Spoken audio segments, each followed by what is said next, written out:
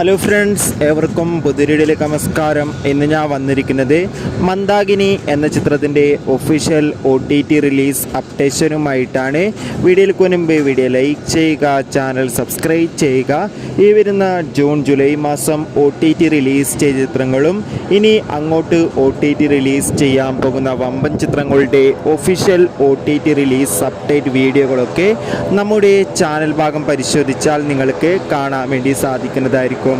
അൽതാഫ് സലീം, അനാർക്കലി എന്നൊക്കെ പ്രധാന കഥാപാത്രങ്ങളായ എത്തിയ ചിത്രമായിരുന്നു മന്ദാകിനി. ചിത്രത്തിന് ഒരു മികച്ച അഭിപ്രായം തന്നെ സ്വന്തമാക്കാൻ വേണ്ടി സാധിച്ചിട്ടുണ്ടായിരുന്നു. അതുകൊണ്ട് തന്നെ എല്ലാ സിനിമാ പ്രേമികളും ഒരേപോലെയായിരുന്നു മന്ദാകിനി എന്ന ചിത്രത്തിൻ്റെ OTT റിലീസിനായി കാത്തിരുന്നത്. ചിത്രത്തിൻ്റെ OTT അവകാശങ്ങളൊക്കെ വിറ്റുപോയിരിക്കുകയാണ്.